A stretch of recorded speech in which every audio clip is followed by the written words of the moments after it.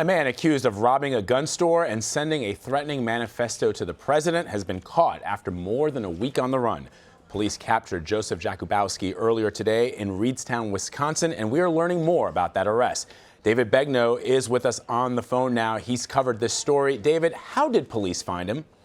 Well, it was a pretty anticlimactic ending, I got to tell you, Vlad. He apparently was camping out on a farm in rural Wisconsin. The guy who owned the farm, according to the Associated Press, which spoke to the farmer, saw a guy camping. He was riding his four-wheeler around, and he saw this guy camping, so he went to talk to him. And apparently the farmer, who, by the way, is a retired high school counselor, had an hour conversation with this guy. And according to the interview the farmer did with the Associated Press, the guy, who he didn't know at the time, talked about how he wasn't happy with the government, but never really raised his voice, never really seemed threatening at all.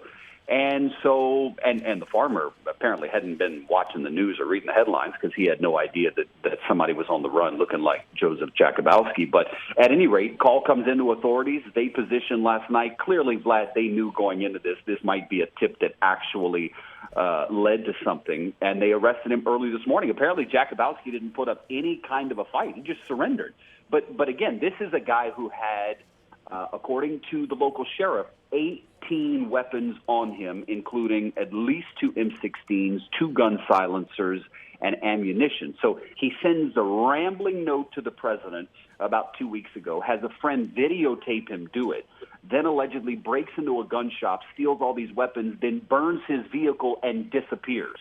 And there was a letter that surfaced within the last 48 hours from someone who purported to be Jakubowski, who said that he was going to commit some type of attack at a church on Easter Sunday. So I got to tell you, people in that area were already on edge, but when this new letter came in, they were really nervous. Thankfully, he's been caught, no one's been hurt. Yeah, and I guess that many people will be breathing a sigh of relief, certainly. And no kidding. Yeah, and I wonder if that farmer or the person who sort of notified police about this are going to be eligible for that $20,000 reward. Yeah, it's a good point. I mean, they were offering $20,000 for information leading to the capture, so I'd assume he's eligible. All right, David Begnaud reporting for us. Thank you, David. We appreciate it as always. You bet.